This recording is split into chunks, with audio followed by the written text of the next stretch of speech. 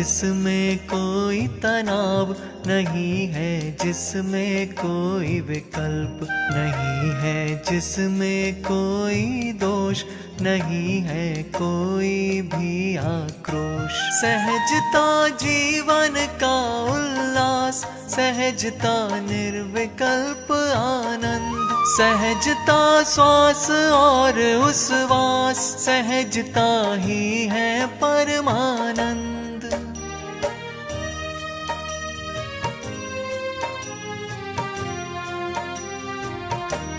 अरे रे पर को पर स्वीकार, न उनमें कुछ करने का भाव, और अपनी पर्यायों को सुनिश्चित क्रम नियमित स्वीकार। न उनमें फेर फार का भाव, एकदम सरल सहज स्वीकार। न उनमें हर्षा हर्ष विभाव, सहजता जीवन का आधार।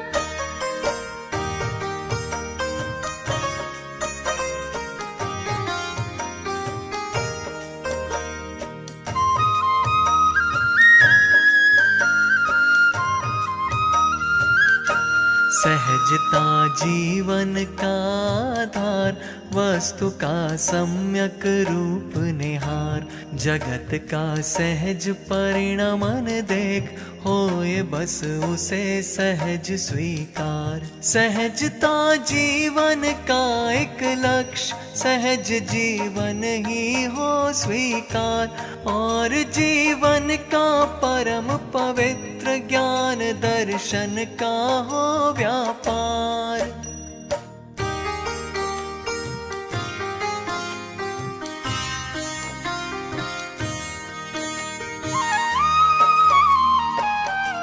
जगत का कोई भी परद्रव्य नहीं होता है इष्ट अनिष्ट, स्वकाल में उदित सहज परिणमन, अरे होता है सदा विशिष्ट। अरे वह भी होता है अचल, नहीं होता उसमें कुछ बदल। सभी सम्यक ज्ञानी जन को अरे स्वीकृत होता है सहज।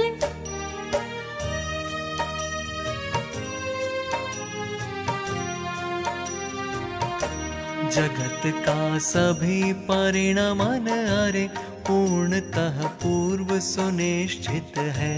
नहीं करना है कुछ भी हमें, क्योंकि वह पूर्ण व्यवस्थित है। अरे इस परम सत्य की सहज स्वीकृति सहज सहजता है। यही है दर्शन ज्ञान चरित्र ध्यान की सहज अवस्था है।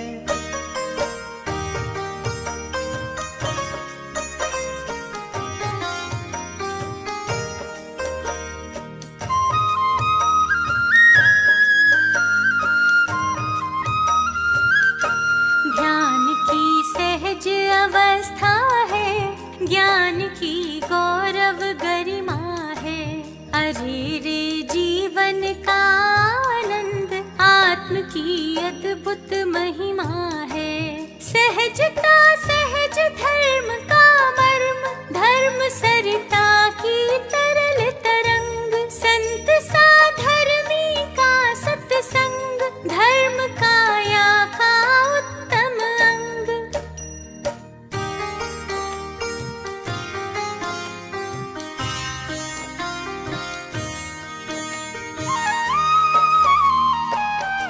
सभी के मन में सहज उमंग, और पुलकित है सारे अंग।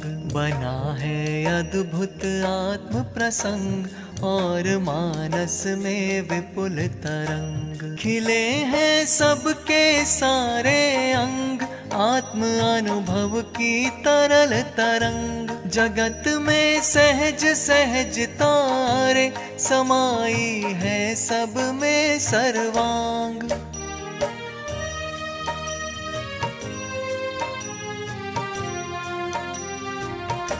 सहजता सब द्रव्यों का धर्म, सहजता का न कहीं अभाव।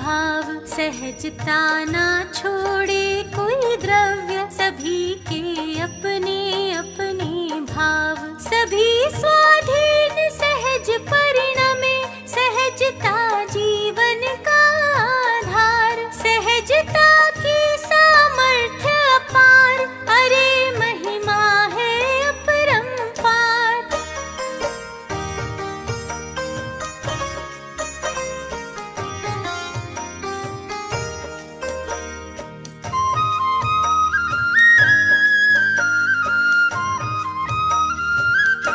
सहजता सब द्रव्यों का भाव, सहजता सबका सहज स्वभाव, किसी का हम पर कोई न भार, सभी हैं अपने जिम्मेवार। स्वयं के परिवर्तन का भार नहीं है हम पर, हम निर्भर। सहजता का सम्यक स्वीकार करे हम सबका बेड़ा पार।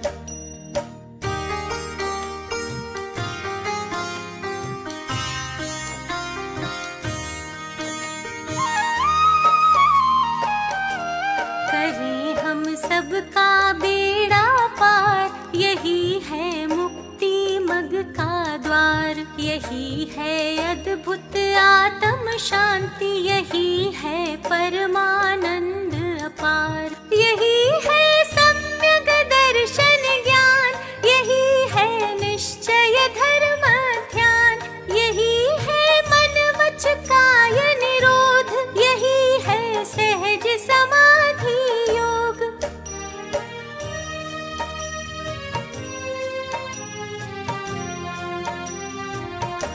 सहज जीवन है सहज समाधि, न जिसमें आदि व्याधि उपाधि। समाधि है सुखमय जीवन, मरण का उससे क्या संबंध। समाधिमय जीवन में देहांत, सुनिश्चित क्रम नियमित अनुसार, यदि हो जावे तो उसको कहा जाता है समाधि मरण।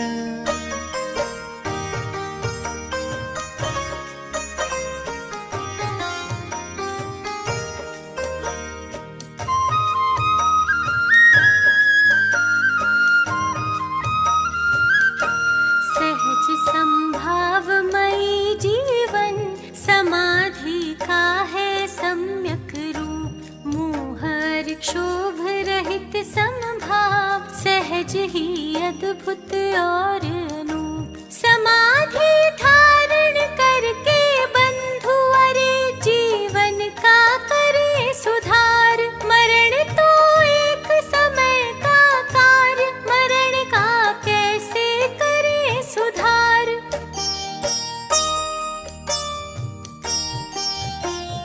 अरे सहजता जीवन का सर्वांग सत्य है, सबका सब कुछ निश्चित है, यह महासत्य है। सबका सब कुछ सहज स्वयं से ही होता है, अधिक कहें क्या सब स्वकाल में ही होता है।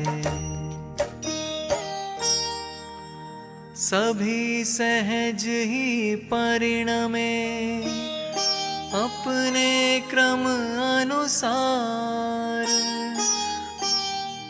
परिवर्तन संभव नहीं, करो सहज स्वीकार।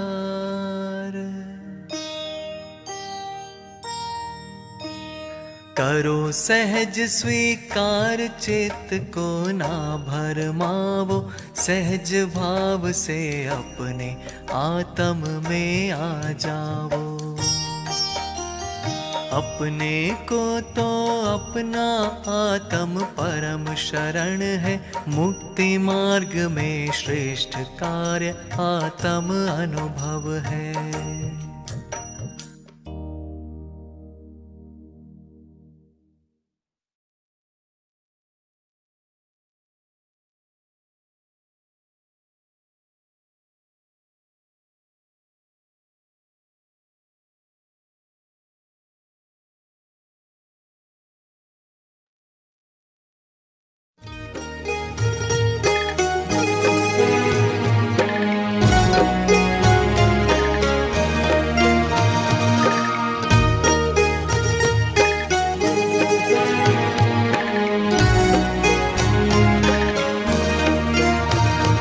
वेदवाद नय षट द्रव्य गुण पर्याय और प्रमाण का, जड़ कर्म चेतन बंध का, अरु कर्म के अवसान का।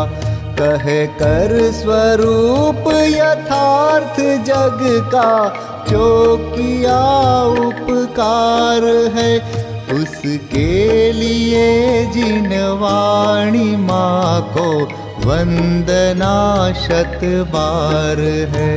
उसके लिए जिन वाणी माँ को वंदना शत बार है, वंदना शत बार है, वंदना शत बार है।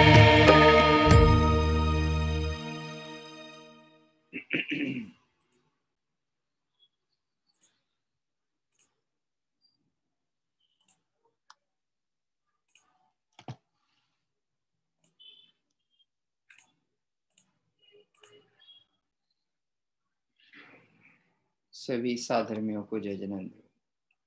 आइए मंगलाचरण पूर्वक कार्तिकेय अनुप्रेक्षा ग्रंथ का स्वाध्याय प्रारंभ करते हैं।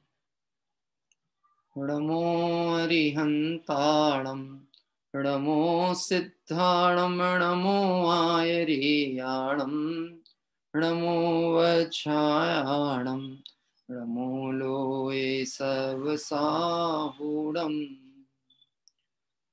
मंगलाचरण स्वरूप प्रथम गाथा पाठ। तेहु वणतिलयं देवं वंदिता, तेहु वणिंद परिपूज्यं, वोच्छम अणुपेहाओ, भवे जनानंद जननीयो।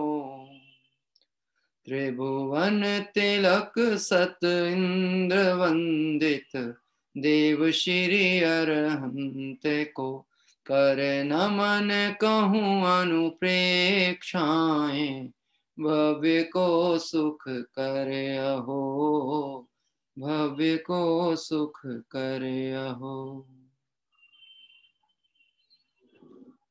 कार्तिकीय अनुप्रेक्षा ग्रंथादिराज का स्वाध्याय हमारा चल रहा है और इस स्वाध्याय के क्रम में हम सभी अनित्य अनुप्रेक्षा, जिसे अध्रुव अनुप्रेक्षा के नाम से भी जाना जा रहा है, उस अध्रुव अनुपेक्षा के अंतर्गत लक्ष्मी की अनित्यता का वर्णन के विषय पर चर्चा कर रहे हैं। इसके पूर्व की जो चर्चा हमारी चली है उसमें शरीर संबंधी अन्य बाह्य पदार्थों के प्रति अनित्यता का वर्णन और विचार करने की बात चलती थी। वास्तव में इस जीव को मनुष्यादि पर्याय में आने पर विषय भोग की आसक्ति और विषयों में सुख की बुद्धि होने के कारण पंचेंद्रीय सामग्री के प्रति इष्टपना भासित होता है और इस कारण उसके संग्रह का जो आधार है वह धन लक्ष्मी, उसमें इसको तीव्र मोह परिणाम वर्तता है। हमने देखा है इस मोह की आसक्ति में जीव ऐसा एकत्व का अनुभव करते हैं मानो ये धन ही जीवन हो, धन ही प्राण हो। कभी कभी अधिक धन का लाभ हो जाए तो यह प्रसन्नता भी ना समा पाए और उसकी प्रतिक्रिया में हृदय गति तक रुक जाए, या फिर कभी बड़ा नुकसान हो जाए तो मानो ऐसा लगे जैसे अब मेरी सत्ता का ही नाश हो गया, तो उसके कारण से भी घबराहट में व भय के कारण प्राणांत हो जाए। ऐसी घटनाक्रम हमें अनेक बार देखने को आते हैं। मैं एक पुस्तक है चतुर्गति भागा भाग पंडित किशन चंद जी साहब की, उसका कुछ दिनों पहले मैंने स्वाध्याय किया था। उसमें ऐसा एक दृष्टांत मैंने पढ़ा था। एक चूहा संगी पंचेंद्रीय जीव, चूंकि वह भी पूर्व के संस्कार आदि के कारण विषय आसक्ति और आर्ध परिणामों के कारण से यद्यपि धन में आसक्ति का परिणाम रौद्र ध्यान में जाता है, लेकिन धन चला जाए और वह इष्ट है या धन के प्रति जो तीव्र आसक्ति है और उसमें नुकसान होने पे जो परिणाम झूरते हैं वह आर्त ध्यान। मतलब देखा जाए तो धन की प्राप्ति में आनंद मानना यह रौद्र ध्यान, और धन के चले जाने में नुकसान में दुखी अनुभव करना यह आर्त ध्यान। तो कोई जीव आर्त ध्यान आदि के फल से मनुष्य गति से मरण करके चूहे की पर्याय में पहुंचा।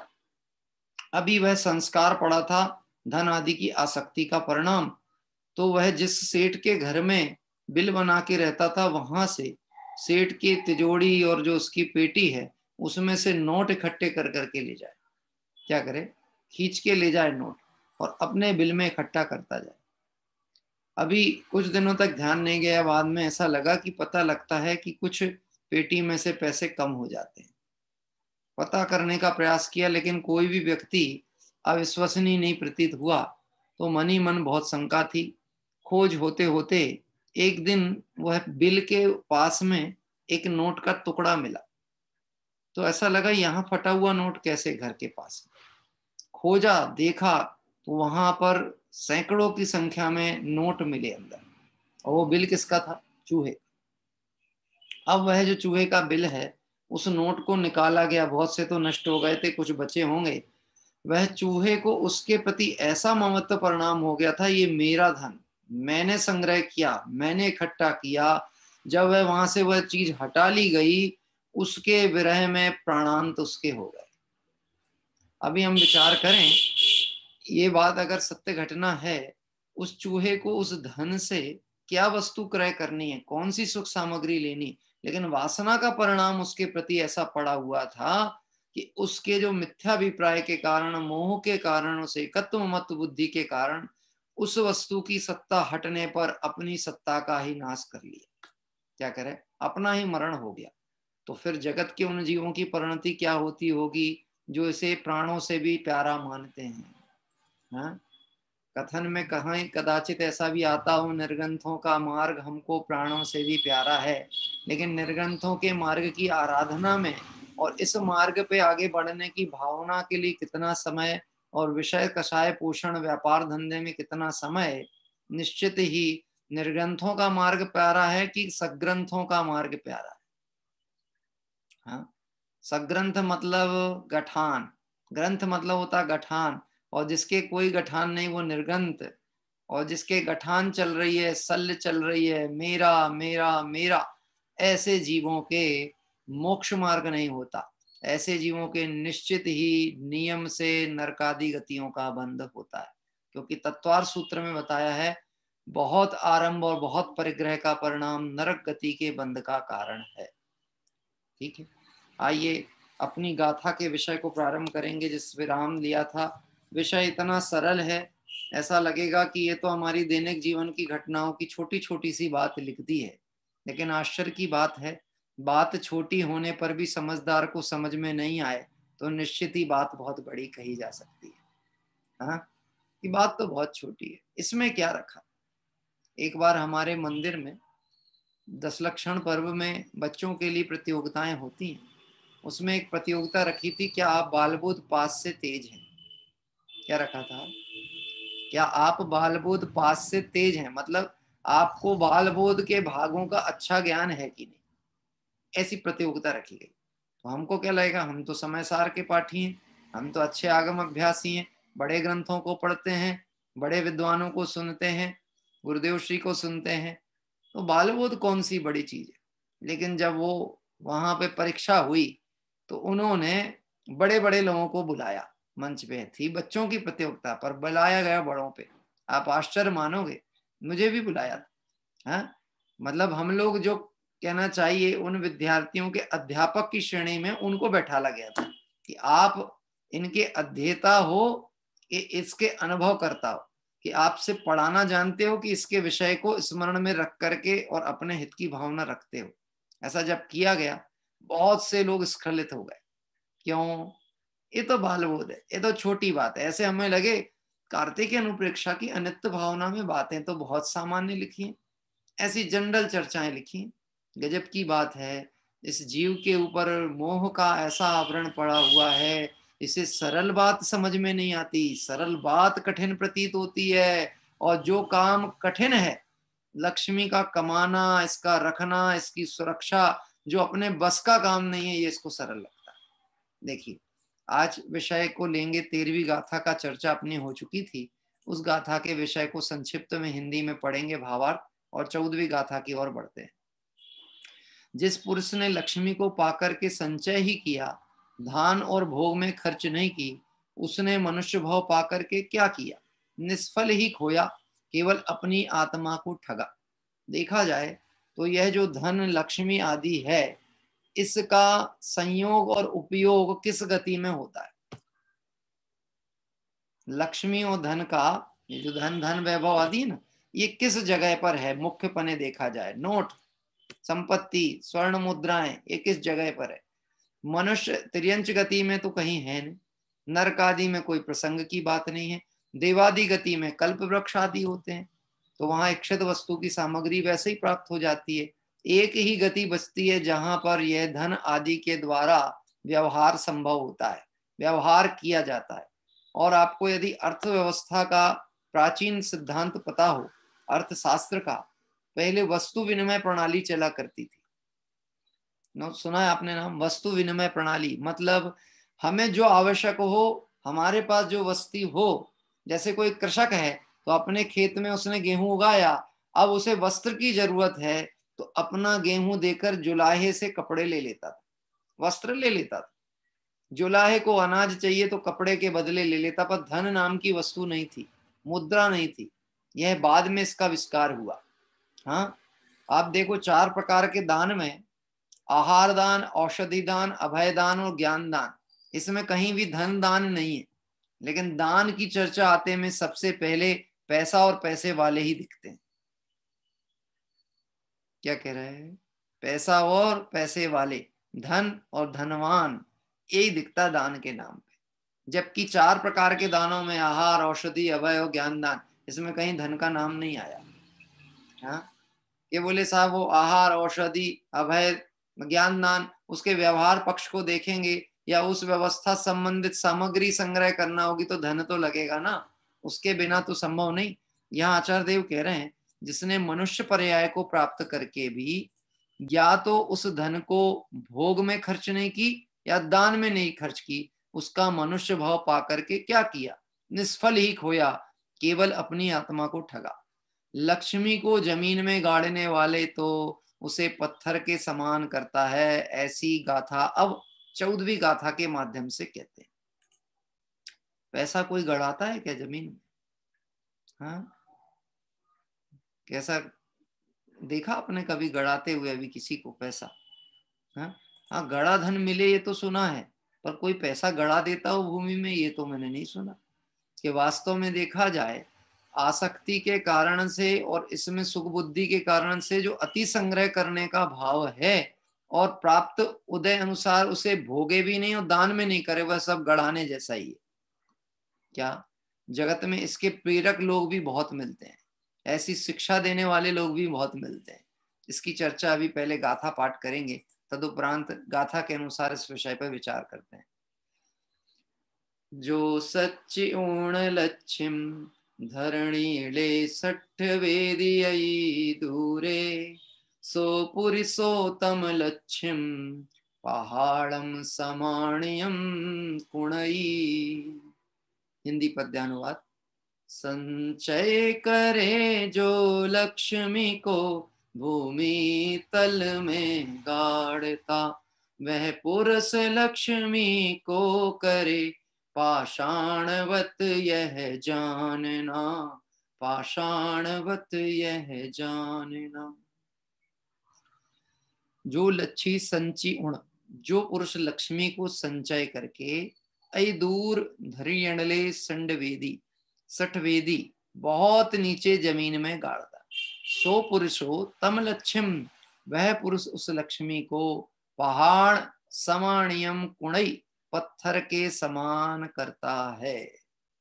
पहले के समय में बात चलती थी, धन को सुरक्षित रखना हो, चोर डकैतों से कोई लूट के ना ले जाए, तो धन को गड्ढे में गड़ा दिया जाता था, कोई संकेत चिन्ह बना देते थे, यहाँ धन गड़ा हुआ है और भविष्य में कभी काम पड़ेगा तब उसका उपयोग करेंगे या अपनी आगामी पीढ़ी को सौंपेंगे।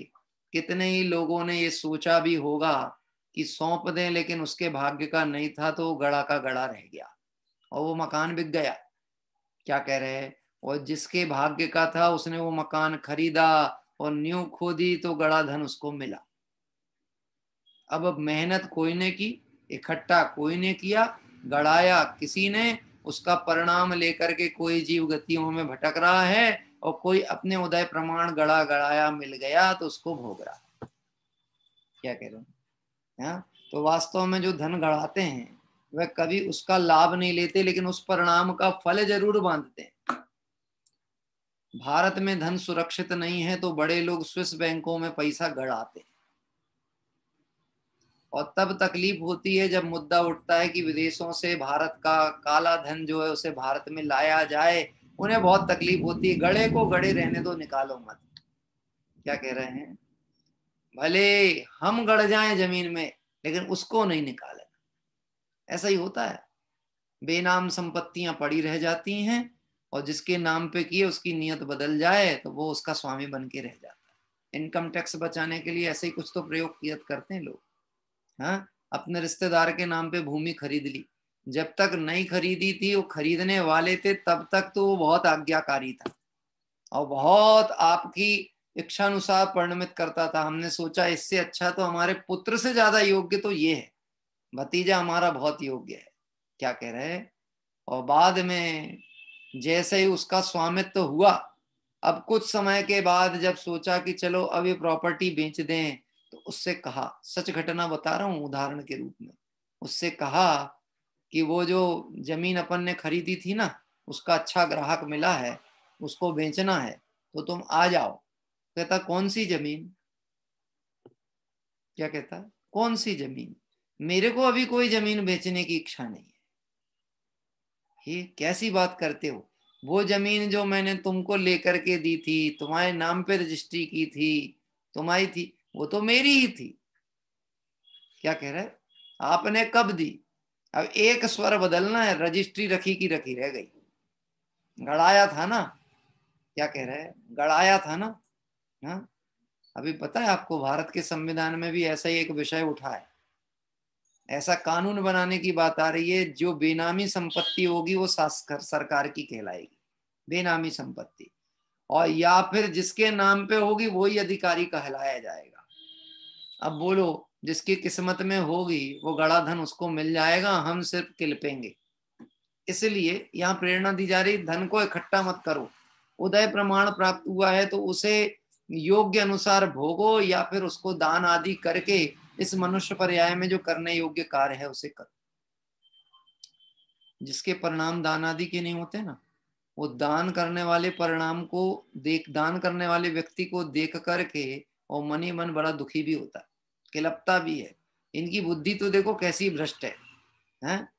जहां देखो खुल करके देते रहते हैं। सोचना तो चाहिए कितनी मेहनत लगती कमाने में। कल बात कही थी ना, धन जितना भी सत्कार्यों में सत्पात्रों में दिया जाता है वो व्यय नहीं होता, वो वृद्धि को प्राप्त होता है, क्योंकि ये तो परिणाम का खेल है ना।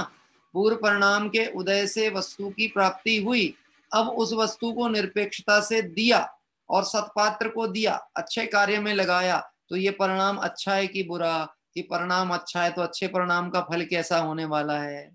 अच्छा ही होने वाला है, घटता नहीं है। कुएं में से निकाला गया पानी कभी कुएं को सूखा नहीं करता, खाली नहीं करता, वह कुएं को और भरता चला जाता है।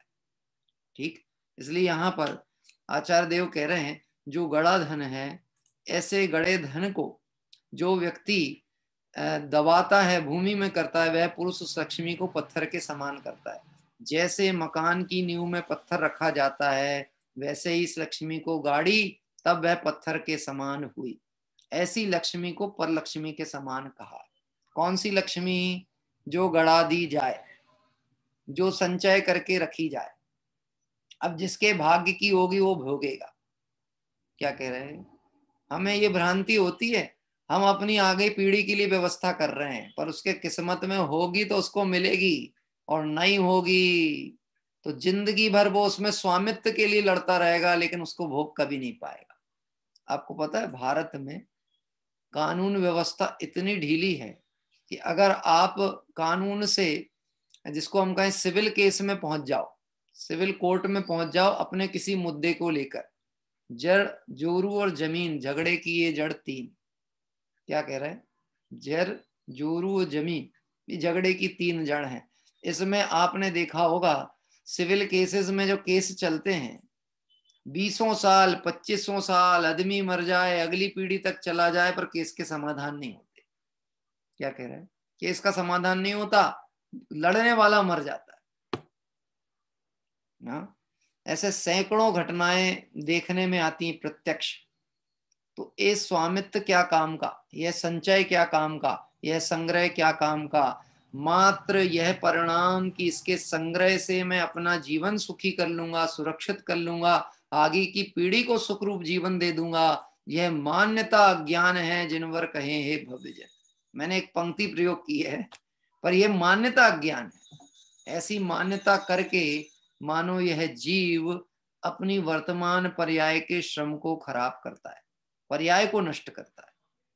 क्या कह रहे हैं, क्या करना साहब, हाँ, ये जो उदय प्रमाण मिली है उसे भी उदय अनुसार ही जानना, भूमिका अनुसार, प्रशस्त राग अनुसार जो भोगने में आए उसे न्याय नीति पूर्वक भोगना, और बाकी सत्कार्यों में दान आदि करके त्याग भावना पूर्वक इसमें मेरा कुछ नहीं है ऐसा जानना, क्योंकि इसका स्वरूप अनित्य है। क्या कह रहे हैं, धन का स्वरूप कैसा है, पुण्य प्रमाण टिकती है, पुण्य क्षीण हो जाए तो क्षय हो जाती है।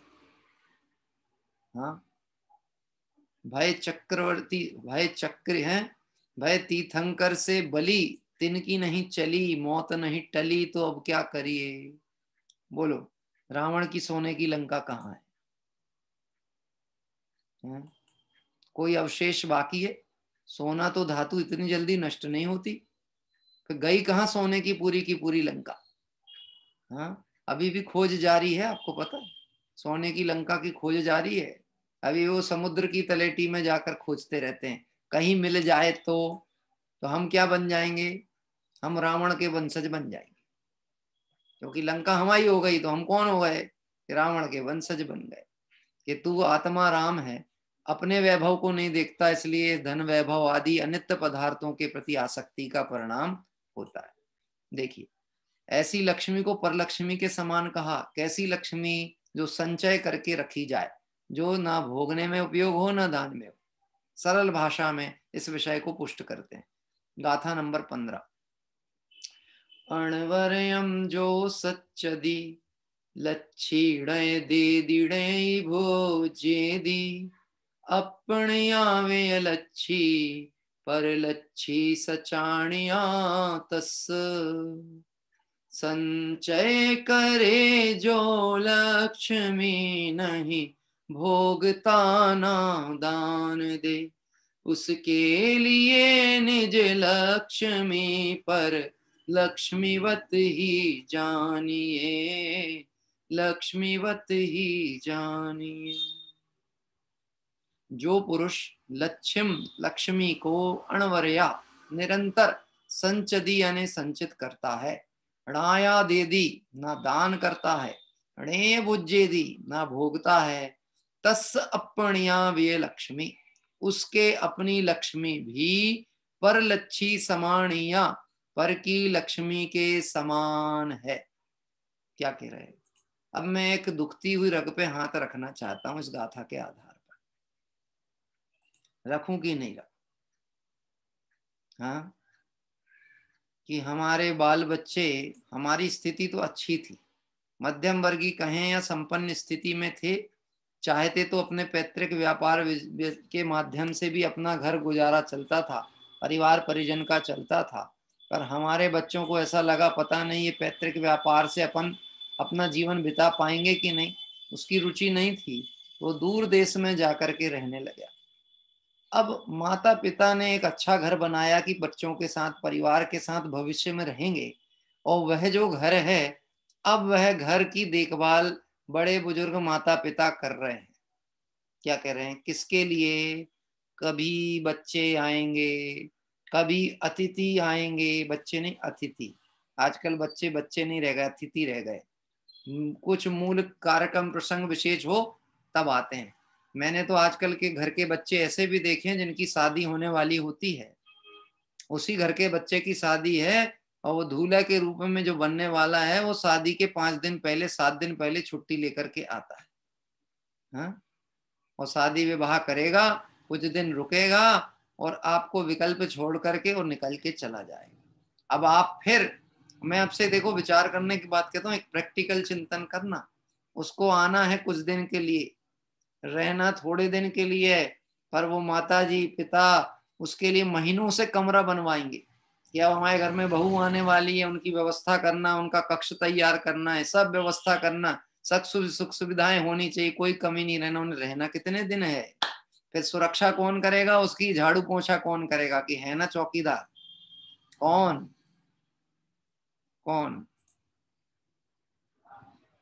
कौन है चौकीदार? अतुल भाई जी, कौन है चौकीदार? हाँ, जिसके ये मोह परिणाम चल रहा है वो चौकीदारी के अलावा कुछ नहीं कर रहा। हाँ, मेरे मेरे मेरे मेरे मोह में पड़ के कहता है मेरे मेरे। हाँ, वर्णी जी का एक दृष्टांत बताया था। वर्णी जी के पास एक माता जी आई, बड़ी दुखी थी, 4 बेटे थे पर कोई रखने तैयार नहीं था, बहुत दुखी थी। बोले आपके पास तो सच्चे सुख का उपाय है, आप कोई उपाय बताओ जिससे मेरा दुख दूर हो जाए। बोले दुख के कारण बताओ? ये बोले दुख का कारण ये है कि मेरे बेटे मुझको नहीं रखते। कितने बेटे हैं? ये बोले 4। तो दुख कितना है तुम्हें? कि 4 गुना दुख है। एक होता तो एक नहीं रखता तो 1 गुना होता, अब 4 है वो 4 ही नहीं रख रहे तो दुख तो बढ़ा ही गया ना, घटा कहाँ? 100 गुना दुख है। तो दुख का अभाव कितना करते चाहती हो? कि बोले पूर्ण दुख का अभाव हो जाए। अब देखो, खुद ही बता रही है 4 बेटे हैं, वो बहुत दुखी है। तो उन्होंने कहा एक काम कर सकती हो माता जी, हाँ, ये मानना छोड़ दो कि ये तुम्हारे बेटे हैं। नहीं नहीं, ऐसा तो संभव नहीं है, कोई दूसरा उपाय अंतर बताइए, उपाय अंतर है। आगम पद्धति में जिनवाणी में है ना, कोई उपाय अंतर बताइए, कोई दूसरा कोई रास्ता बताओ, हम मानेंगे तो इनको अपना ही, भले ही हमको ना माने। हाँ, एक अभय जी साहब का बड़ा सुंदर भजन है, जो अपना नहीं उसके अपने पन में जीवन चला गया, पर मैं अपनापन करके, हाँ, मैं अपने से चला गया, मैं अपने से चला गया। जो अपना नहीं उसके अपनेपन में जीवन चला गया, और जो अपना है वो अभी उसके प्रति कभी अपनत्व तो हुआ ही नहीं। डॉक्टर साहब एक बहुत अच्छा कोटेशन है उनके पुस्तक में आता है, अपना होने से क्या होता है जब तक अपनापन ना हो। बात ख्याल में आता है? अपना होने से क्या होता है जब तक अपनापन ना हो। अपनापन होगा तो अपनत्व भी मिलेगा और उनका वैभव भी मिलेगा। मैं आज भी एक बात कहता हूँ, युवा पीढ़ी से एक बात कहता हूँ, अगर अपने घर में योग्य आजीविका हो तो नौकरों की भांति दूर दूर जाकर के रहने का विकल्प छोड़ देना चाहिए। अपने घर में राजा बन के रहना ज्यादा अच्छा है। वनस्पत किसी की नौकरी करने के चक्कर में देश विदेश के चक्कर काटो। क्या कह रहे हैं? ऐसे कई उदाहरण हैं, मेरे निकटवर्तियों के प्रत्यक्ष उदाहरण देखने को मिल रहे हैं। अटूट वैभव पड़ा है पर आज संभालने वाला कोई नहीं। क्या कह रहे हैं? बच्चे विदेश पहुंच गए, उन्होंने वहीं कमा लिया पैसा, इधर पे पिताजी शांत हो गए, घर में माँ बिल्कुल अकेली पड़ी हुई है। माँ कहती है मैं विदेश इसलिए नहीं आ सकती कि मैंने पूरी जिंदगी यहाँ बिताई है, मैं वहां आके क्या करूंगी? वृद्ध अवस्था में ना वहां मंदिर मिलेगा, ना कोई साथ में पढ़ने वाले मिलेंगे। ये तुम्हारे घर में तो कोई व्यवस्था नहीं है। सब सच घटनाएं उदाहरण में सुना रहा हूं मैं आपको। क्या कह रहे हैं? हाँ, एक माता जी मजबूरी में अपने बच्चे के पास जाने वाली है, हाँ, और उस बच्चे ने इंटरकास्ट मैरिज की हुई है। अब वह उनके घर में जैन पद्धति से आचरण नहीं है, भोजन नहीं बनता, कुछ नहीं बनता। अब ये मजबूरी में सोचती हैं कि मैं वहां जाऊं, पैसा वैभव अटूट, लेकिन अब क्या करूं, करूंगी किसके लिए? है तो सब उन्हीं लोगों का, उन्हीं को दे दूं। वो कहते तुम वहीं रखो, अगर तुमको नहीं आना है, और कहो तो हम और भेज दे रहे, वहीं रह लो, पर मैं किसके सहारे रहूंगी? इस चक्कर में जाती है, अपने भोजन बनाने वाली बाई तक को साथ में ले जाना पड़े। सच घटना की बात कह रहा हूँ, सच घटना। हाँ, आपने ट्रेलर में ऐसा सुनते होंगे पिक्चर के पहले, इस घटना का जीवित और मृत व्यक्ति से कोई संबंध नहीं है। मैं कहता हूं इस बात का इस बात का पूरा पूरा संबंध है अपने परिणामों से, इस बात का पूरा पूरा संबंध है। ये कल्पना लोक नहीं है, ये वास्तविकता है। क्या कह रहे हैं? कल्पनाओं की चर्चा नहीं चलती, क्योंकि ये वीतरागी के द्वारा कहा गया मार्ग है। यहाँ जैसा वस्तु स्वरूप है वैसा निरपेक्ष उद्घाटन होता है। यहाँ जो चर्चा की जा रही है, यह जो जीव है ये धन आदि को, जो लक्ष्मी को पाकर दान भोग नहीं करता, उसके वह लक्ष्मी दूसरे की है, और आप तो रखवाला चौकीदार है, लक्ष्मी को तो कोई दूसरा ही भोगेगा। क्या कह रहे हैं? कोई दूसरा भोगेगा, जिसके किस्मत की होगी वो भोगेगा। अब भले वह उस भोगने के परिणाम में अपनी दुर्गति करे, वो अलग बात है। और एक और बात समझना, आपने जिस अभिप्राय से धन कमाया होगा, आपको भोगने वाले भी वैसे ही मिलने वाले। सत्पात्र को वो लगने ही नहीं वाली, वो अच्छे कार्य में जाएगी नहीं, अपने लिए खर्च नहीं होने वाली। क्या कह रहे हैं? अपने भोगने में नहीं आएगी, और सत्पात्र के पास जाएगी नहीं, क्योंकि सत्पात्र ऐसे अन्याय अनीति से संग्रहित धन के भोगी नहीं होते, वो पुण्य लेकर के अपना आते हैं। क्या कह रहे हैं? वह अपना पुण्य ऐसा हीन जाति का पुण्य नहीं लाते कि उनको इस ढंग की सामग्री मिले। इसलिए जो लक्ष्मी का दान और भोग नहीं करता, वह लक्ष्मी उसकी नहीं है, वह तो उसका लक्ष्मी दास है। हाँ, नाम भी तो होता ना, लक्ष्मी दास। हाँ, अब लक्ष्मी दास मतलब कौन? लक्ष्मी के दास मतलब नौकर। बहुतायत लोगों का उपनाम, जिनको विषयाभिलाषा बहुत है, धन संग्रह की परिणाम बहुत है, सब लक्ष्मी दास हैं। क्या है प्रमोद जी? हाँ, बोलो, हमारा शुद्धात्म नाम कितनी देर के लिए है, और विषयों की दृष्टि की अपेक्षा से मिथ्या दृष्टि नाम कितनी देर के लिए है, और लक्ष्मी दास नाम कितनी देर के लिए? ये दुकान में पहुंचे और लोगों ने बोलना चालू किया, सेठ जी आ गए, सेठ जी आ गए, सेठ जी आ गए। अब सेठ जी तो दुकान के नौकर हैं। यह दुकान मेरी, मैं इसका स्वामी, मैं इसका स्वामी की दुकान मेरी स्वामी। मैंने आपसे एक प्रश्न पूछा था, हम दुकान चलाते हैं कि दुकान हमको चलाती है? कभी विचार किया? हम दुकान चलाते कि दुकान हमको चलाती? अगर हम दुकान चला रहे होते तो हमारा कोई फिक्स टाइम होता, हमारी इच्छानुसार चलती। हम सोचते कि हम बिल्कुल 11 बजे भोजन करके ही जाएंगे। क्या कह रहे हैं? 11 बजे ही भोजन करके जाएंगे, और शाम को 7 बजे 6 बजे भोजन करने के लिए तो पहले ही आ जाएंगे, और अगर उसके बाद भी खुली रही तो 7 साढ़े 7 पे बंद कर देंगे। फिर अपनी जो धर्म आराधना है, स्वाध्याय है, मंदिर दर्शन है, अन्य काम है, आत्मार्थ की भावना से अपने जीवन को उसमें लगाएंगे। तो ऐसा कहे, ऐसा सोचे तो लगे कि हाँ, ये दुकान इसके अनुसार चलती है। लेकिन दुकान तो डिमांड के हिसाब से खुलती है और डिमांड के हिसाब से बंद होती है। कैसे? जब तक ग्राहक आ रहे हैं तब तक खुली रहने दो। हाँ, और नई भी आ रहे हो तो आशा करके बैठने में क्या नुकसान है?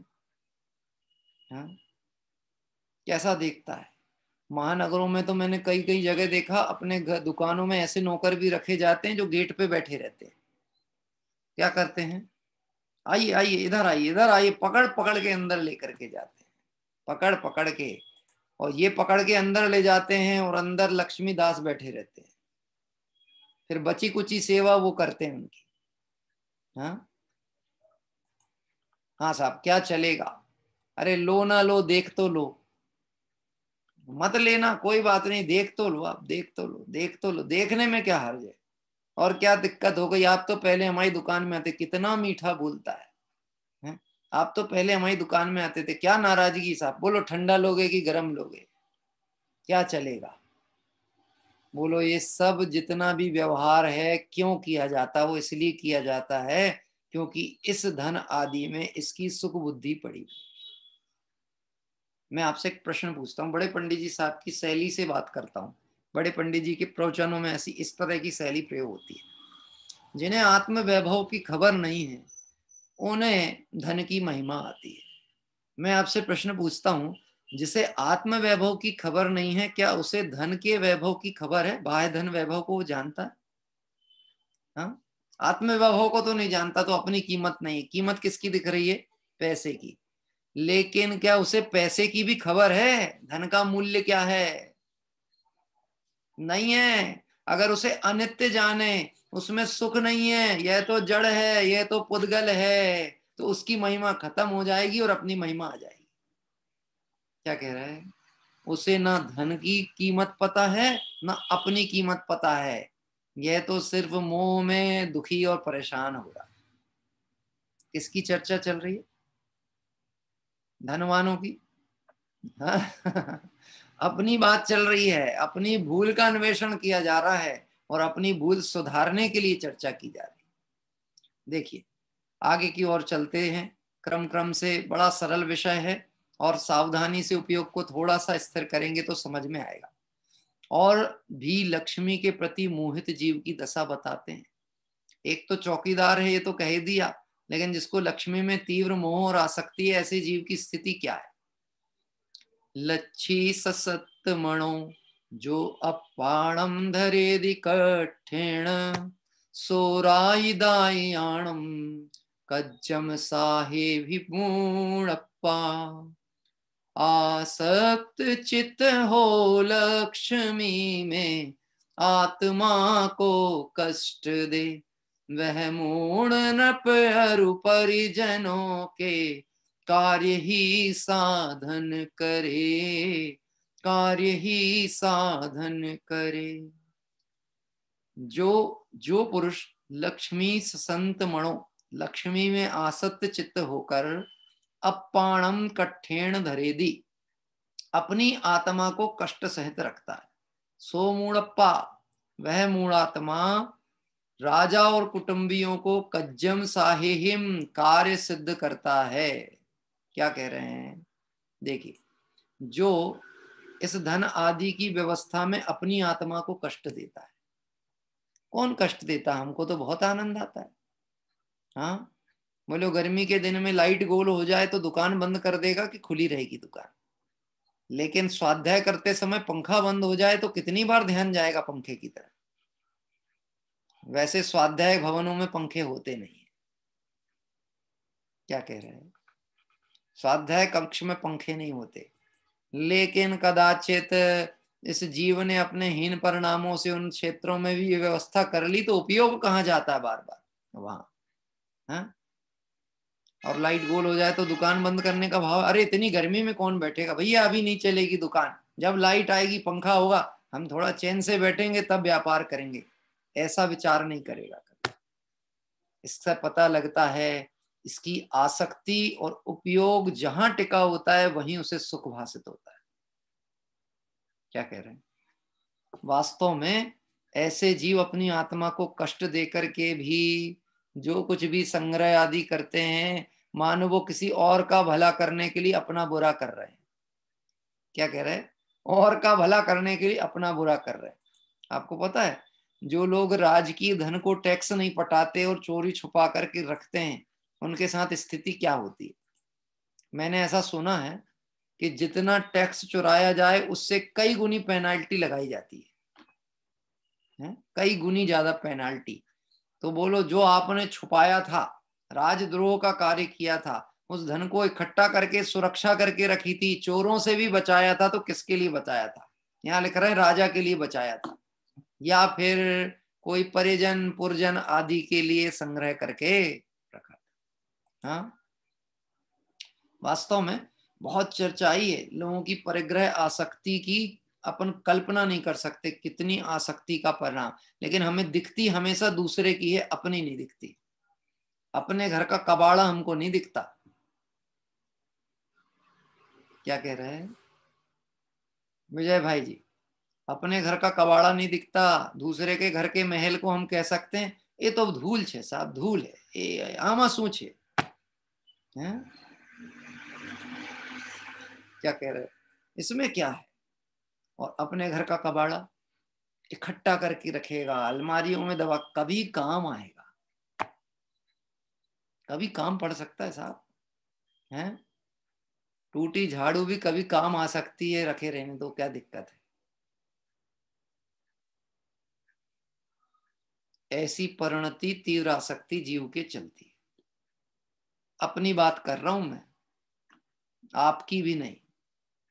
और अपनी करने में भलाई है, दूसरे के करने में निंदा भी है, कषाय भी हो सकती है, बुरा भी हो सकता है, पर अपनी करने में तो अपने दोष यदि ज्ञान में आ गए तो निकलने और सुधरने के पूरे अवसर है। हाँ, बहुत सुंदर लाइन डाली दौलत राम जी ने।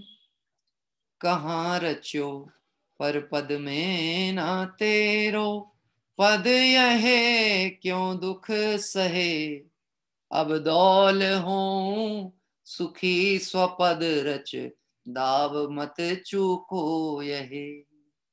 सेठ कहलाने के लिए धन इकट्ठा करता है, तू परमेष्टि पद का अधिकारी है, यह अपद है, अपद है, अपद है। इसे अपद जान के स्वपद का लक्ष्य कर, सारा जीवन उस पर खर्च नहीं कर दे जो अनित्य है। लक्ष्मी की अनित्यता क्यों बता रहे हैं कि यह नित्य है, और स्वभाव कैसा है आत्मा का, नित्य है। हाँ बोलो, ये धन वैभव था, ये मकान था, उसके पहले भी मैं था कि नहीं था? जो मकान आज मेरा रजिस्ट्री कहलाती ना मेरे नाम की, इसके पहले मैं था कि नहीं था? आज मैं हूं तो मकान से हूं कि अपने से हूं? कि अपने से हूं। और कल को मैं ये देह छोड़ करके चला जाऊंगा, तब ये मकान रहेगा कि नहीं रहेगा, कि इसका कोई ठिकाना नहीं कि रहेगा कि नहीं रहेगा, लेकिन मैं रहूंगा कि नहीं रहूंगा? कि मैं रहूंगा। तो मैं था, मैं हूं और मैं रहूंगा। जो नित्य है उसकी दृष्टि नहीं करता और इसके चक्कर में जीवन खोता है, तो निश्चित यह दूसरे का भला करने के लिए अपना बुरा करता है। क्या कह रहे हैं? दूसरे का भला करने के लिए अपना बुरा कर रहा है। क्यों प्रमोद जी, कितना छोड़ के जाना है? हाँ? कि कितना जोड़ के जाना है? किसी दिन बैठ करके हैं, इसका विचार विवेक पूर्वक शांत होकर कीजिए। किसका विचार विवेक पूर्वक? देखो ध्यान रखना, जीवादि प्रयोजन भूत तत्व की बहुत सुंदर व्याख्या की गई है। जीव प्रयोजन भूत है पर अजीव भी प्रयोजन भूत है। आश्रव बंध संबर निज सब प्रयोजन भूत है। कोई हे रूप प्रयोजन भूत है, कोई उपादेय रूप प्रयोजन भूत है, कोई ग्रहण करने योग्य, कोई गेय रूप प्रयोजन भूत है। ऐसे इस लक्ष्मी में यह अनित्य है, इससे कोई मेरे प्रयोजन की सिद्धि नहीं है। इसका विचार विवेक पूर्वक शांत होकर कीजिए। टाइम कब मिलेगा? कि जब दुकान ना चले तो वहां बैठ करके स्वाध्याय किया करो। कि कैसे स्वाध्याय करना साहब? वहां जिनवाणी रख सकते हैं कि नहीं रख सकते हैं? हाँ, ऐसा प्रश्न लोग पूछते हैं कि भैया जो पढ़ा सुना है उसका विचार करने के लिए तो किसी बाह्य आलम्बन की जरूरत नहीं है ना। हाँ, और प्राथमिक चीजें हैं, आपके प्रथमानियों की कथा कथानक की चीजें हैं, सामान्य जो ग्रंथावली है, आचार संबंधी आचरण की चर्चा है, ऐसी चीजें आप रखें, पढ़ें। उसमें कहाँ निषेध कर रहे? मूल आगम सिद्धांत ग्रंथ आदि उस जगह पे नहीं रखते, लेकिन बाकी तो पढ़ सकते हैं ना बैठ करके। तो वहां बैठ करके पढ़ें और विचार करें, तो वास्तव में जो एकांत मिला है तो वह हमारे लिए भला है कि बुरा है? मैं तो आपको एक बात बार बार कहूंगा, आत्मार्थियों के आत्म कल्याण की जिन्हें भावना थी उनके महाभाग्य से यह परिस्थिति निर्मित हुई है कि वो थोड़ा संसार स्वरूप का विचार करें। आज ही अभी अभी थोड़ी देर पहले मैं न्यूज सुन रहा था, मतलब मैं बहुत सारी चीजें मेरी होती रहती हैं, सुनने नहीं बैठा था पर सुनाई दे गया न्यूज। क्या कहीं से जोर से आवाज आ रही थी, मैं तो गली में कुछ काम से गया तो खड़े खड़े दूसरे के घर की टीवी की आवाज से न्यूज सुन ली है। अपना प्रयोजन होना चाहिए, अपना बिजली बिल क्यों लगे? क्या कह रहे हैं, अपने को तो न्यूज से मतलब था ना। न्यूज सुन ली, न्यूज में ये बात आ रही थी, दिल्ली की स्थिति देखो कैसी चल रही है, कि बड़ी भयावह स्थिति है। लोग 4-4 दिन से अपने निकटवर्तियों की लाशें ढूंढ रहे हैं, कोई लाश बताने वाला नहीं है, लाशें गुम गई हैं, ऐसा सुना मैं। क्या कह रहे हैं? लाशें गुम गई हैं। एक एक दिन का खर्चा 1-1 लाख रुपए तक का बिल बन रहा है। और उसके बाद भी जीवन का कोई ठिकाना नहीं है। फिर भी आशा तो उधर ही लगी हुई है कि ये धन होगा तो मेरा जीवन चलेगा। क्या कह रहे, क्यों साहब, किससे पूछें? और कौन जवाब देगा? कितना रखेंगे कि हम सुरक्षित हो जाए? मैं आपको कुछ उदाहरण बताता हूं जो कि पंडित किशन चंद जी साहब ने दिए हैं। संपत्ति की आसक्ति देखो किसी किसी जीव की कितनी है। इसमें बहुत सारे ऐतिहासिक लोगों की जानकारी दी है, उनकी कहना चाहिए पूरा अकाउंट डिटेल उन्होंने दिया है कि किसके पास कितना पैसा था और कितना उसने संग्रह किया था। एलिजाबेथ द्वितीय 69 वर्ष की आयु में मरण को प्राप्त हुई। 69 ईयर्स की थी महारानी एलिजाबेथ द्वितीय, जिसको हम कहें कि जो ब्रिटेन की महारानी कहलाती, क्योंकि वहां राजतंत्र चलता था और ब्रिटेन की महारानी के पास समझ लो एकत्व अधिकार होता है, उस पूरे राज्य पूरे देश की अधिकारी वो होती है। उसके पास इतनी आसक्ति का परिणाम था, इतना धन वैभव था, उसका हिसाब मैं बता रहा हूं आपको। हीरे जवाहरात, बहुमूल्य चित्र, अचल संपत्ति, भूमि आदि कुल मिलाकर 5 अरब पौंड का स्वामिनी थी। कितनी? 5 अरब पौंड। पौंड बड़ा होता है, डॉलर से बड़ा पौंड होता है जहां तक अगर मुझे पता हो, है उसकी कीमत बहुत है पौंड की। उसकी ये सारी संपत्ति कर मुक्त थी, इनकम टैक्स फ्री थी। अभी आप सुनना, आपको सुन के क्या लगेगा, साहब कितना मजा रहता होगा, कमाते जाओ भरते जाओ, कोई टैक्स ही नहीं लगने वाला। पता है विदेशों की दौड़ क्यों लगती लोगों की, यूएस वगैरह में, कि वहां पर सीधा इनकम टैक्स वगैरह ऐसा नहीं लगता। ऐसा मैंने सुना है, ना मैं गया हूं ना मुझे डायरेक्ट पता है, पर मैंने सुना है कि वहां इस ढंग का टैक्स नहीं लगता जैसे भारत में लगता है। कर मुक्त आय भी होती है कई कई देशों में, सरकार लेती है पर दूसरे पद्धति से लेती है। आपको जितना कमाना कमाओ, जितना रखना रखो, उसका कोई हिस्सा होता होगा किसी प्रक्रिया से जो शासकीय धन में जाता होगा। इसकी पूरी कमाई कर मुक्त थी। इसके अतिरिक्त उसके 2 विशाल भवन सेंटिंग्रम और बालमोरल, ये सब लिखे हैं, हो सकता है आप गूगल पे सर्च करोगे तो मिल भी जाएंगे। उसके पास अनगिनत मुकुट थे, अनगिनत, अनकाउंटेबल मुकुट। 7,000 oil painting, 7,000 oil painting, 20,000 water colour painting और 20,000 ओल्ड मास्टर्स, मतलब जो ग्राफिकल चित्र वगैरह होते हैं ना, ऐसा उसको चित्रकारी का बड़ा संग्रह था। इतना सारा संग्रह उसने कर रखा था। उसका जो फर्नीचर था, जो उसके घर और महलों में, घर क्या कहेंगे, महलों में सजा हुआ था, उस फर्नीचर की जो लिस्ट थी वो 75 बुकों में लिखी हुई थी। 75 वॉल्यूम में उसके फर्नीचर कितना है उसके पास में, उसको लिखने के लिए 75 बुकें लगी थी। देखो यह रानी एलिजाबेथ के पास सुखी होने के अनेक कारण थे। अभी सुनना, व्यंग शैली में हमसे प्रश्न पूछा जा रहा है। रानी एलिजाबेथ के पास सुखी होने के अनेक कारण थे, दुखी होने का तो एक भी नहीं था। पर नहीं, वह सुखी नहीं थी। कारण यह है कि उसका जो वैवाहिक जीवन था, उसका जो पति था वो रंगबाज था। मैं शब्द सा पढ़ रहा हूं जो मुझे मिली है जानकारी। क्या कह रहे हैं, उसका पति जो था वो रंग मिजाजी था। मतलब घर में सब धन वैभव सब साधन होने पर भी उसकी आसक्ति बाहर की ओर पड़ी थी, अन्य की तरफ। उसके कारण से उसकी जो अफवाह उड़ती थी और पूरी समाज पूरा देश उसकी निंदा करता था कि देखो इतने उच्च पद की जो रानी है, इसका पति ऐसा कहना चाहिए चरित्रहीन है। यह बात सुन सुनकर उसे महाकष्ट होता था। इस बात को सुन के, अपने आलोचना सुन के, अपने पति की निंदा सुन सुन के उसे बहुत कष्ट होता था। उसके बच्चे भी स्थायी वैवाहिक संबंध स्थापित नहीं कर पाए। उसके आगे जो बच्चों की पीढ़ी हुई उनके में भी तलाक ही तलाक हुए। और इतना ही नहीं, प्रेस ने भी उनके बारे में बहुत उल जलूल व्याख्यान किए और इसी आत्मग्लानि में, डिप्रेशन में ब्रेन हेमरेज होके उसका मरण हो गया। अभी आप एक बताया हूं, ऐसे करीब करीब इसमें 14 लोगों की बायोग्राफी डली हुई है। क्या कह रहे हैं, तो बोलो ये तो एलिजाबेथ की कहानी चल रही थी ना। जयंतीलाल जी साहब, ये तो किसकी कहानी है? उसके तो वॉल्यूम लिखे हुए थे। मैंने तो बताया था ना, मेरा सूटकेस चोरी हो गया था, तब जब पूछा गया था कि क्या क्या गया, तो मैं तो बता ही नहीं पा रहा था।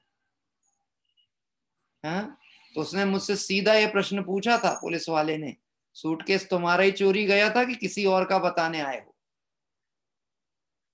हाँ, अब वो पूछता है कितने कपड़े रखे थे, वो शायद थे सब 10-12 जोड़ी थे, तो 10 थे कि 12 थे, अब वो इतना याद नहीं है। अच्छा, कौन कौन से रंग के थे, कि वो इतना भी याद नहीं, कुछ एक आध नीला था कि कोई सफेद था कि ये था। वो यही पूछता है कि तेरा था जिसका स्वामीपना तू कह रहा है, उसके बारे में तुझे जानकारी नहीं। अभी मैं आपसे एक बात कहूं ना, घर में आग लग जाए और बाद में आपको मान लो सरकार कहे, मोदी जी कहें हम आपकी पूरी भरपाई देने तैयार हैं, पर आपको लिस्ट बना के देनी पड़ेगी कि आपके घर में क्या क्या था, क्या क्या जल गया, कितने कपड़े थे, कितने सामग्री थी। कभी बैठ के बना के देखना, आपको याद नहीं आने वाली। अरे अभी बना के देखना जब पड़ी है तब। क्या कह रहा है? लेकिन इसके स्वामित्व और इसके भोगने के परिणाम का बंध इस जीव को चलता ही रहता है। हाँ, आइए विषय को थोड़ा सा और आगे लेकर के चलेंगे। हाँ, लक्ष्मी में आसक्त चित्त वाले इसको पैदा करने के लिए, रक्षा करने के लिए अनेक कष्ट सहता है। सो उस पुरुष को तो केवल कष्ट ही फल होता है, लक्ष्मी को तो कुटुंब भोगेगा या राजा लेकर के जाएगा। ऐसे जीव लक्ष्मी के दास हैं। कौन जीव लक्ष्मी के दास हैं? जो इसकी व्यवस्था, इसकी रक्षा, इसकी उत्पत्ति में अपना जीवन लगाते हैं, ना इसे भोग पाते हैं, ना इसको सत्पात्र आदि में दान आदि कर पाते हैं, यह सब लक्ष्मी दास हैं। और जो दास है उसको कहा जाता है किंकर। क्या कहलाता है? किंकर। संस्कृत में नौकर को कहते हैं किंकर। वो शब्द है मूलतः किमकर। किमकर मतलब उसका काम होता है पूछना, क्या करूं क्या करूं।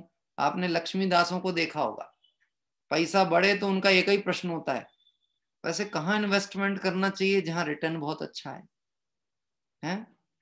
अच्छा, यहां से हटा करके कहाँ लगा दूं? क्या कह रहे हैं? इधर उतना मजा नहीं आ रहा, किधर पे इन्वेस्टमेंट कर दूं, किसको दे दूं, ज्यादा कहां से मिलेगा? हाँ, कुछ लोग ब्याज के लोभ में अनैतिक रूप से इतना अधिक ब्याज जोड़ के धंधे देते हैं पैसा, क्योंकि वो राजकीय नियम के तो विपरीत है, इतना ब्याज आप ले नहीं सकते, तो चोरी छुपे देते हैं। अंततः होता क्या है? अंततः होता क्या है? हाँ, हाँ, एक आध महीने तो मिलेगा ब्याज, तो मिला ब्याज तो बहुत अच्छा लगा, 1 लाख पे 8,000 रुपये साहब। और ये साहब ऐसा प्रॉफिट का धंधा तो कहीं है नहीं। अच्छा, तो उसने बोला और कितने हैं लाओ, आपके तो अभी 2 साल में हम डबल ही कर देंगे पूरे पैसे, लाओ तो आप, कितना है माल।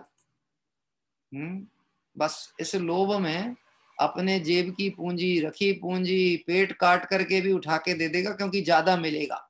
और अंत ये होने वाला है कि हाथ की भी गई और तवे की भी गई। ऐसे ही होता है। हाँ? आश्चर्य की बात तो यह है, जो लोग, यहाँ मुझे खुजली चली थी, मैंने इसलिए नहीं खुजाया था कि मैं दुनिया की सोच की बात कर रहा हूँ लेकिन सही में यहाँ खुजाने की भी जरूरत है। क्या कह रहे हैं? एक, मतलब बताने में भी दुख होता है, लेकिन क्या कहें।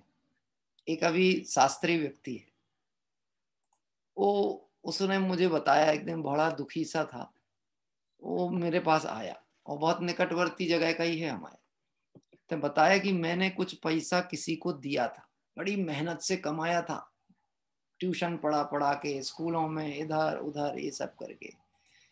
मुझे एक व्यक्ति मिला, उसने बोला मैं आपको 6 से 7% दूंगा। तो मैंने उसको पहले थोड़ी सी रकम दी, तो उसने ईमानदारी से मेरे को पैसा दिया। तो मैंने सोचा इतनी मेहनत करने की क्या जरूरत है, ये कहाँ पे 200-200 500-500 की ट्यूशन पढ़ाओ, स्कूल में पढ़ाते रहो। ये अच्छा है ना, जो कुछ जोड़ा है इसको दो, सैलरी से ज्यादा पैसा तो यही दे रहा है अपने को घर बैठे, अब अपन आत्म कल्याण करेंगे बैठ के। क्या कह रहे हैं? मैंने कहा गजब की बात है, लोभ के परिणाम को तूने पहले ध्येय में रखा, आत्म कल्याण होगा कैसे? सुख पावे संतोषी प्राणी, संतोष धारण करता तो आत्म कल्याण का परिणाम बनता। पहले तो लोभ कर लिया कि ज्यादा मिल जाए, और उस चक्कर में घटना क्या हुई कि सामने वाले ने पूरा समेटा है, और जे लक्ष्मीदास पड़े के पड़े रह गए हैं, वो लेके निकल गया। अब ये वापस क्या कर रहे हैं फिर से कि पहले 4 ट्यूशन पढ़ाते थे और 2 नौकरी करते थे, अब और तलाश कर रहे हैं कि और 4 नौकरी। अब आत्म कल्याण का क्या होगा? स्वाध्याय कब होगा? मंदिर कब आएगा? अब घर कैसे चले? गजब की बात है। ये पढ़े लिखों की मूर्खता ही है। क्षयोपशम ज्ञान तो है लेकिन भाव भासना नहीं है। क्षयोपशम ज्ञान है, अभी इस विषय पे प्रवचन तो इतना अच्छा दे दे कि किसी की भावना आ जाए तो पूरा दान कर दे, लेकिन ये लेने को तैयार पड़। हाँ, क्योंकि अभी तो सुख बुद्धि वहीं पड़ी। एक पंडित जी ने प्रवचन में बहुत अच्छा भाषण उपदेश दिया, भट्टे के बहुत दोष गिनाए और भट्टे के ऊपर बहुत व्याख्या की। पत्नी ने सुना कि आज तक हमको पता नहीं था भट्टा इतना ज्यादा हितकर है, भटना इतना अभक्ष है, भट्टा खाने योग्य नहीं है। आज हमारे श्रीमान जी ने हमारी आंख खोल दी। उनने घर आई और घर में जो भट्टा रखे थे ले जाके नाली में पटक दी। घर लौट के आए, बोले सब्जी काय की बनी है? हाँ? कि बोले लौकी की बनाए हैं। क्यों भट्टा नहीं भरते तुमने? तो बोले तुमने तो कितना भरते थे वहां पे गद्दी पे बैठ करके कि ऐसा है ऐसा है ऐसा है, तो हमको ये समझ में आएगी ये तो गलत है, हमने उठा के फेंक दी उठा के। कि बोले वो गद्दी की बात अलग होती है और घर की बात अलग होती है, वहां का भरता अलग होता है और यहाँ का भरता अलग होता है। अभी समझ लेना, ये बात अलग अलग नहीं है, ये अनित्यता का स्वरूप जो बताया जा रहा है ये वस्तु स्वरूप। हाँ, आत्म वैभव से अनभिज्ञ जनों को जगत के वैभव की महिमा आती है, और जिसे आत्म वैभव की महिमा आती है, तू रुचताम जगतनी रुचि आल शेषो, तू रीझताम सकल ज्ञायक देव रीझे। और फिर महिमा आती है इस ज्ञान की महिमा। बनाऊं पत्र कुंदनना, रत्नो ना अक्षरो लखी, तथापि कुंद सूत्रो ना अंकाए मूल्य ना कर। ज्ञान की महिमा तब आएगी जब अपनी महिमा आएगी। क्या कह रहे हैं? और अपनी महिमा आएगी तो जगत में बाह्य पदार्थों की महिमा घटेगी, लेकिन पुण्य बढ़ेगा तो बाह्य सामग्री भी बढ़ेगी। देखो, ऐसा नहीं कह रहे हैं कि आपको हम संसार में दुखी कर देना चाह रहे हैं, लेकिन संसार में सुख नहीं है, ये ज्ञान कराना आवश्यक है। क्या कह रहे हैं? दुखी नहीं कर रहे। बोले साहब कुछ नहीं बचेगा, ऐसे तो हम कम निकम्मे हो जाएंगे, घर बैठ जाएगा हर आदमी, तो घर गृहस्थी कैसे चलेगी? कि अपने योग्य विचार तो भूमि के अनुसार आता है, आए बिना रहता नहीं है, लेकिन यह भी परिणाम जो है ये विकल्प है, राग है, मैं इसका करता नहीं हूं, ऐसा ज्ञानी जानते हैं। इसलिए ज्ञान और वैराग्य शक्ति के बल पे वह राग की धारा भी टूट जाती है। हाँ जी, समय तो हो गया, कल आगे के विषय पे चर्चा लेकर के बढ़ेंगे। 17वीं 18वीं गाथा की चर्चा अपनी चलेगी। अनित्य भावना भी चल ही रही है, और इसमें और भी बहुत सुंदर और सरल विषय आगे आने वाला है कि यह जो जीव है यह और क्या क्या करता है इस लक्ष्मी के चक्कर में, और उसको कैसे इस बात की हानि और नुकसान उठाना पड़ता है। ऐसे जीव लक्ष्मी के दास हैं, कैसे जीव लक्ष्मी के दास हैं, कल इसकी चर्चा हम करेंगे। कल प्रातः काल हमारा जब विधान चलेगा तो इसी तरह के कोई विषय सहज जुड़ने वाला है। वेदनी कर्म की प्रकृतियां, साता वेदनी और असाता वेदनी, तो कल सुबह उसकी चर्चा समय अनुसार अपन करेंगे, और रात्रि में फिर उसका और विस्तृत स्वरूप चिंतन करेंगे इसी ग्रंथ के आधार पर। आइए अभी हम सभी चलते हैं भक्ति की धारा के लिए। हमारे भाई भरत जी औरंगाबाद से आज भक्ति पाठ ले रहे हैं। मेरा अनुरोध है जितने भी साधर्मी बंधु जुड़ते हैं, क्योंकि हम अपना हित की भावना से ही इसमें जुड़ते हैं, और लगभग बहुत कम ऐसी जगह आपको देखने मिलेगी जहाँ दीर्घ काल से सभी लोग जुड़े हुए हों और अपने हित से जुड़े हों, उत्साह से जुड़े हुए हों, लेकिन उसके बाद भी मेरा अनुरोध है आप लोग अपने वीडियो चालू करके बैठा करें। उसका कारण है उपयोग बहुत चंचल होता है। अगर आपका उपयोग यहाँ नहीं टिका तो निश्चित ही भ्रमित हुए बिना रहने वाला नहीं है। आप दो काम करोगे तो निश्चित है दोनों काम बिगड़ने वाले। क्या कह रहे हैं? हमारी एक मैडम थी, भरत भाई एक बात कह करके आपके पास वापस आऊंगा, है ना। हमारी एक मैडम थी, वो हमको पढ़ाते पढ़ाते ही बुनाई भी करती रहती थी। क्या करती थी? बुनाई। मतलब पहले के समय में देखा था ऊन धागा सीजा लेकर के सिलते रहते थे। इधर बच्चों से कह देती थी चलो खड़े हो जाओ पाठ पढ़ना चालू करो। इधर बच्चे पाठ पढ़ रहे हैं, हाँ दूसरा पढ़ो तीसरा पढ़ो, इसकी बुनाई चलती रहती थी। एक दिन एक मैडम, सच घटना मुझे याद आ गई, मैडम ने बोली कि किसकी स्वेटर सिल रही हो? दूसरी मैडम ने आके बोली उससे। तो बोले मेरे श्रीमान जी का जन्मदिन आने वाला है, उनके लिए बना रही हूँ स्वेटर। क्या कह रहा है? तो बच्चों की पढ़ाई भी चला रही है और स्वेटर भी बुन रही है। आश्चर्य की बात, स्वेटर बुनते बुनते उसको ऐसा लगा कि क्या कहते हैं, ये बात इसने मुझसे पूछी कहीं प्रिंसिपल को तो नहीं बता देगी, नहीं तो ये तो गलत काम कहलाएगा ना, है। तो थोड़ा सा उपयोग यहाँ लगा लूं। कहाँ? बच्चों की तरफ। तो खड़ा हुई, चिल्लाई, डांटी, वो दो चार को जमा भी दी, ऐसे पढ़ते हो, ये करते वो करते। हाँ, अब उपयोग वहां से हटा और इधर आया, इधर से घटा उधर गया। वो बना तो रही थी अपने पति की स्वेटर, बनाते बनाते वो बच्चे का साइज बन गया। क्या कह रहे हैं? बनते बनते उसके बच्चे का साइज बन गया। अब बोलो, मैं कहता हूँ जिस प्रयोजन से काम किया था वो दोनों प्रयोजन सदे के लिए था। कि ना बच्चों का भविष्य सुधरा, ना पति की स्वेटर बनी, और बच्चे तो थे ही नहीं तो वो स्वेटर करें क्या। तो दूसरी जो मैडम पूछने आई थी बोले तुम्हारे काम की नहीं हो तो हमें दे दीजिए। जेलो हो गया काम। बात क्या है, इन्होंने सिर्फ बैठ के नौकरी की और वो भी ईमानदारी से नहीं। समझदार को इशारा काफी है, बस इतना ही कह करके भक्ति की धारा में जुड़ते हैं। हाँ जी, भरत भाई अनम्यूट कर लीजिएगा। आवाज आ रही भैया जी? आती है। मेला है 4 दिन का, एक रोज सबको जाना, सामान 100 बरस का, पल का नहीं ठिकाना। मेला है 4 दिन का, एक रोज सबको जाना, सामान 100 बरस का, पल का नहीं ठिकाना।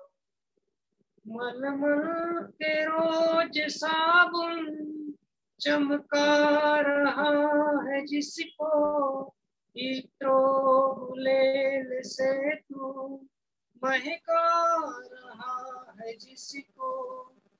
मलमल के रोज साबुन चमका रहा है जिसको, इत्रो गुलेल से तू महका रहा है जिसको।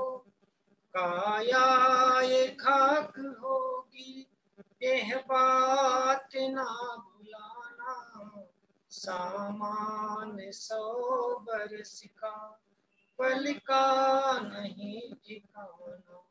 मेला है 4 दिन का, एक रोज सबको बजाना, सामान 100 बरस का, पल का नहीं ठिकाना। मन में हरि का मंदिर इसको निखार ले तू, करके तू कर्म अच्छे जीवन संवार ले तू। मन है हरि का मंदिर इसको निखार ले तू, करके तू कर्म अच्छे जीवन सवार ले तू। पापों से मन हटा ले प्रभु को अगर है पाना, सामान 100 बरस का, पल का नहीं ठिकाना। मेला है 4 दिन का, एक रोज सबको जाना, सामान 100 बरस का, पल का नहीं ठिकाना। एक रोज होगी जर्जर कंचन सी तेरी काया, तिनका तलक भी तुझसे न जाएगा हिलाया। एक रोज होगी जर्जर कंचन सी तेरी काया, तिनका तलक भी तुझसे न जाएगा हिलाया।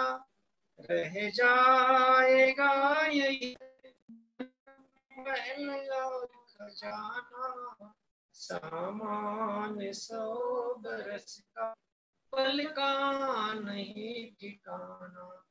मेला है 4 दिन का, एक रोज सबको जाना, सामान 100 बरस का, पल का नहीं ठिकाना। साथी है 2 घड़ी के, कहता है जिनको अपना, जग नींद से वो मूर्ख, जग रैन का है सपना। साथी है 2 घड़ी के,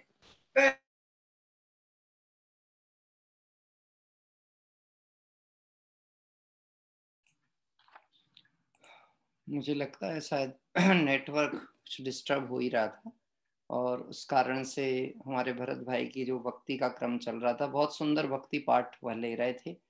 अपना जो विषय चल रहा है अनित्य अशरण भावना का, उस आधार को ही लेकर के सुंदर चर्चा चल रही थी। मैं विचार ही कर रहा था, एक भक्ति हम सभी बोलते रहते हैं, सज धज के जिस दिन मौत की सहजादी आएगी, ना सोना काम आएगा ना चांदी आएगी। कितना सा तू कितने बड़े अरमान है तेरे, हैं माटी का तू और सोने के सब सामान है तेरे। माटी की काया माटी में जिस दिन समाएगी, ना सोना काम आएगा ना चांदी का। ऐसी अनित्य भावना की प्रासंगिक चर्चा को लेते हुए असुचि भावना की भी बात उसमें आ रही थी। इस देह के स्वरूप की चर्चा उन्होंने की, बहुत सुंदर भक्ति थी। निश्चित ही हम पुनः एक बार उनसे पुनः अनुरोध करेंगे, आगे फिर 1 आध दिन के अंदर हम इस भक्ति को पुनः सुनने का प्रयास करेंगे। अभी इस क्रम को आगे लेकर के चलते हैं भाव प्रतिक्रमण की ओर। हे अरहंत प्रभो, मुझसे मन वचन काय द्वारा, कृत कारित अनुमोदना द्वारा, समरंभ समारंभ आरंभ द्वारा, क्रोध मान माया लोभ द्वारा, प्रमाद इत्यादि विभागों द्वारा, इस भव में या पूर्व भव में सच्चे देव शास्त्र गुरु की अभिनय हुई हो, व्रतों में अतिक्रम व्यतिक्रम अतिचार अनाचार दोष लगाया हो, एक इंद्रिय से लेकर पंचेंद्रिय तक किसी भी जीव की हिंसा हुई हो, विराधना हुई हो, दिन या रात में लगाए सर्व दोषों का पश्चाताप व्यक्त करता हूँ, क्षमा मांगता हूँ। वह मेरे सभी दोष मिथ्या हूँ, मैं मुझ में रहूं, इस प्रकार मैं इन सभी दोषों का प्रायश्चित करता हूँ। ओम नमः सिद्धेभ्यः। और जैसा आप सभी को हमने पूर्व में सूचित किया है, कल हमारी जो पूजन है वह हमारा अष्टानी का पर्व का चतुर्थ दिवस, वेदिनी कर्म की जो प्रकृतियां हैं उसके नाश और सिद्ध समूह में सम्मिलित होने की भावना से 7:20 के समय पर ही होगी। अभी मैंने स्वाध्याय ग्रुप में लिंक एक बार मैसेज सेंड कर चुका हूँ। आप चाहें तो अपने निकटवर्तियों को या जिनके प्रति आपका राग विशेष हो उनको भी वह लिंक अवश्य भेजें, प्रेरित करें। 1 दिन 2 दिन 3 दिन जितना जिसको अनुकूल हो वो जुड़ें क्योंकि जुड़ने से ही जुड़ाव होगा, और जुड़ाव होने से उनकी भावनाएं बनेंगी तो निश्चित ही हमें अपने ही घर में, अपने निकटवर्ती लोगों में ही, अपने भविष्य में स्थितिकरण करने वाले, संबोधन करने वाले, परिणाम को संभालने वाले जीव, जिनको हम कहें अपने निर्यापक, हमें अपने घर में ही तैयार करने चाहिए। क्योंकि पराधीन सपने सुख नाई, पर के भरोसे काम होने वाला नहीं है, अपने घर में ही होना चाहिए। अपने बच्चे योग संस्कारित हो जाएं तो निश्चित ही वो हमारे परिणाम कभी शिथिल हो तो हमें स्थिर दे सकें, और उनका भी भविष्य मंगलमय हो, ऐसा प्रेम भाव हमें उनके प्रति रखते हुए उन्हें धर्म से जुड़ने की प्रेरणा देनी चाहिए। आइए हम सभी जिनवाणी स्तुति पाठ के लिए चलेंगे। किसी को लेने का भाव है? हाँ जी, विद्या जी ले रहे हैं कोटा से। विद्या जी कोटा से लेते हैं जी। हमारे, हाँ, आपका अनम्यूट करिए माइक जी। आवाज आ रही है? हाँ आती है माता जी, प्रारंभ करिए। सुन कर वाणी जिनवर की, मारे हर सही न समाये जी। सुन कर वाणी जिनवर की, मारे हर सही न समाये जी। काल अनादि की तपन बुझानी, काल अनादि की तपन बुझानी, निज निधि मिली अथाह जी।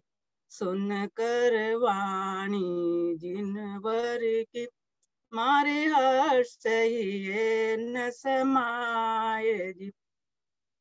संशय भ्रम और विपर्य नासा, संशय भ्रम और विपर्य नासा, सम्यक बुद्धि उपजाय जी। सुन कर वाणी जिनवर की, मारे हर्ष न समाये जी। नर भव सफल भयो अब मेरो, नर भव सफल भयो अब मेरो, बुद्ध जन मेटत पाए जी। सुन कर वाणी जिनवर की, मारे हर्ष न समाये जी। जय जय। बहुत सुंदर। अभी जिनवाणी स्तुति पाठ हमारे कोटा से जो हमारी विद्या जी करके हैं, हमारे भाई रतन जी रोज जुड़ते हैं। रतन जी या नाम में शायद पवन भाई, पवन भाई के पवन जी, परिवार पवन। से जी, उनके परिवार से माता जी ने बहुत सुंदर भक्ति पाठ अभी यहाँ पर किया। आइए हम सभी इस तरह से वीतरागी भगवंतों की छत्र छाया में रहकर और उनके द्वारा प्ररूपित इस सुगम मोक्ष मार्ग को पाकर अपना हित करें, शीघ्र कर्म मुक्त होकर के शाश्वत सिद्ध दशा को प्राप्त हों और अल्पकाल में सिद्ध चक्र में सम्मिलित हो जाएं। इसी पवित्र भावना से विराम लेते हैं। कल प्रातः काल हम सभी त्रिकालवर्ती सिद्ध चक्र विधान की मंगल आराधना करने के लिए नंदीश्वर दीप की पुनः वंदना करने को चलेंगे। तब तक सभी साधर्मियों को जय जिनेंद्र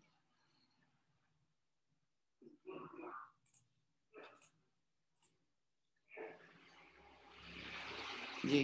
क्षमा करना, काय उत्सर्ग रह गया।